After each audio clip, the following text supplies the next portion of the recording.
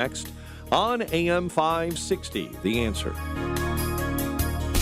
Now, from the Signature Bank Studios. Insert Democrat socialist here. Runs the Democratic House floor for 30 plus years running. He's promising this and he's stealing that. Where can you get that kind of money? He's using your house like his own piggy bank. You ought to know by now.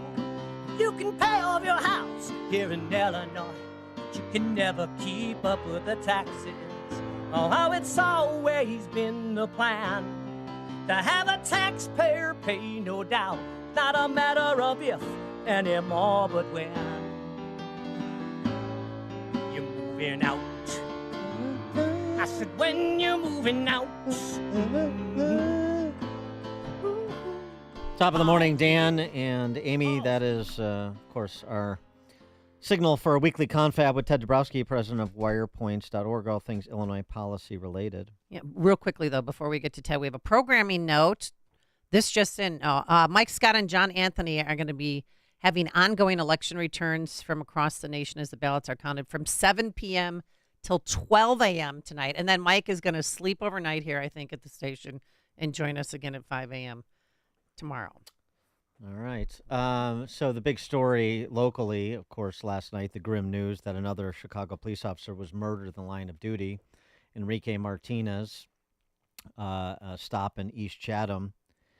And something that a Chicago police officer friend of mine pointed out about the video that is circulating, which I posted on X as well, of the actual shooting. Somebody caught the shooting itself. But listen very closely to what you hear officers saying when they roll up on this Ford Explorer.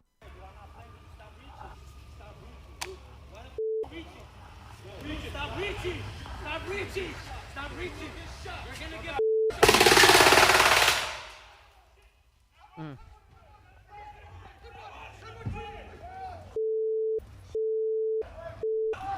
Oh my God!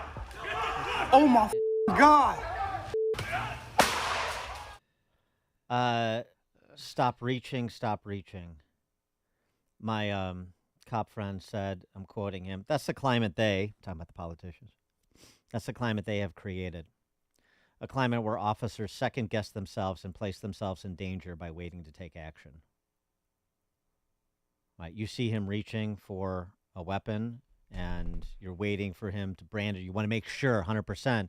Turns out he's got an automatic weapon, and he sprays the lot of the cops responding. Murdered by machine gun fire.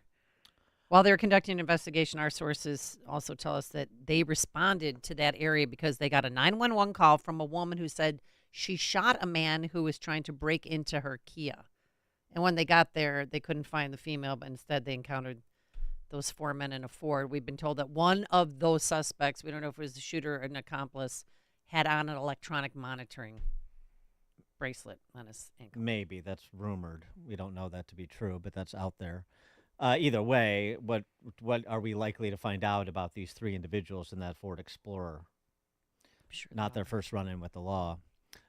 Superintendent Larry Snelling at the press conference outside University of Chicago Hospital yesterday night, where Martinez was taken and succumbed to his injuries, had a rather telling statement about the situation in Chicago. Our officers go out and they face this type of danger every single day. And this work is unpredictable. And we never know what's in store for our officers when they're out there trying to keep the public safe. And just remember, in a city where our officers are not safe, it's going to be hard for everyone else to be safe. City of Chicago where the police aren't safe. Yeah. That's coming from their boss. That says it all. And, of course, when you think about French and Lasso and Huesca and Preston, yeah, hard to argue with what Snelling is saying. And yet it persists. Prosecutors have charged an Evergreen Park man with murder, saying he fatally shot of the victim last year while on Electronic monitoring? pretrial release for a Or pending pretrial gun release. case. Yeah, of course. Yeah, pending gun cases. Tough on guns. Get illegal guns off our streets. For more on this and other local matters on this election day, Ted Dabrowski, president of Wirepoints.org, joins us. Ted, thanks for being with us. Appreciate it. Good morning, Dan. Good morning, Amy. That's an ugly, nasty way to start this day, and it reminds you how important culture is and what culture you create, and that whole combination of the last whatever you want to call it, last few years, decades of this anti-police, defund police culture. It just destroys the ability of police to act. And I was talking to one of the ex-policemen at the Freedom Summit, and it's exactly that. You're going to be really cautious about if you get out of your car. If you're a policeman, if you're near retirement, you're not going to get out. And these kind of things where it changes your whole behavior. You can't compromise a policeman's behavior when he's approaching a car like that. And that's how you end up with this murder. Defund police. Empty out Cook County Jail. That was Tony Preckwinkle's initiative. And Kim Fox. Don't prosecute repeat violent offenders. That's Kim Fox. Oh, and then while you're at it, import untold numbers of Venezuelan gangbangers and resettle them in Chicago. What could go wrong? Yeah, I mean, you just put all that together, and it's what's going wrong. We hit our 500th day. I don't know what day we hit it over the last couple of days, but we hit our 500th murder in Chicago. So we broke that target, and we'll head towards 600. We may not reach it this year, but that's what happens. It's horrible. I think I told you last week I got a list from one of the state's attorneys in Illinois. I got the list. I finally got the list I wanted to see of all the non-detainable crimes, and I'll post that this week or early next week. But it's fascinating what we won't detain anymore. And they like to say, oh, everybody's detainable because we can, if they're a risk to the community. But a lot of these people, if they're not detainable crimes, they don't get in front of a judge to determine whether they're risky or not. And even if they are, the directive from Kim Fox is not to push for detention. Exactly. And if you look at this list of people who they won't detain, and if it's too hard to even figure out if they're risky or not, then you can understand why we have what we have. And I really appreciate what CWB does to bring out those crimes that are done by those people out on pretrial release. So, it's sad. So last night's shooting makes us wake up, or some people, to the fact that we have a Cook County State's Attorney's race, that we can actually help determine the future of people who live in the city of Chicago and Cook County. What is Bob Fioretti offering that Eileen Burke is not? Well, I think Bob's willing to say things that Eileen isn't. I mean, when Eileen Burke came out and said that she's, I forget what her quote was, right? But I'm not tough on crime, or what was that thing she said? She kind of went backwards. Doesn't want to be seen as somebody who's going to be tough. Right. I'm hoping that Bob is that person who's willing to be tough. It's like we just said, it's got to be a dramatic culture change. It's got to be a culture shift where we defend the hell out of our police. Again, we do the right things. We want them to do the right things, but we got to defend the hell out of them and give them the confidence that they're out there to protect people. Then that leads to people in Chicago feeling confident that they can go on the streets. And I know those young people who are having fun at the bars and don't see the risk because they never see the crimes. I get that, but there's a whole bunch of other people who have to live this stuff every day, and a lot of them in the South Side and West Side. Ordinary people, and they shouldn't have to live under that. Certainly, not at the pace it's been going at. And it's all because of the things that Dan just mentioned. All those additive things, they're all cumulative, and you end up with that's how you end up with the most murders in the country, 13 years in a row.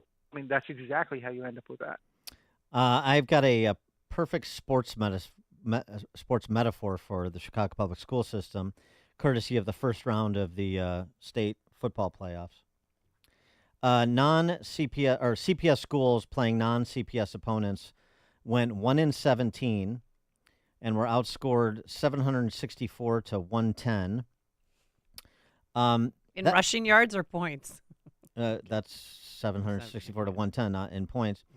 The Sullivan Tigers, previously undefeated, the top seed in 4A, beat by the 16th seeded Geneseo Green Machine, which had a 42-0 halftime lead. Well, there's nobody at this school. Number 1 C, number 16 C, 42. I mean, these are, by the way, this is a slight improvement.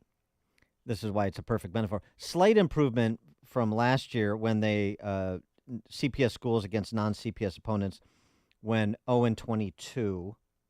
So Morgan Park put them on the board this year.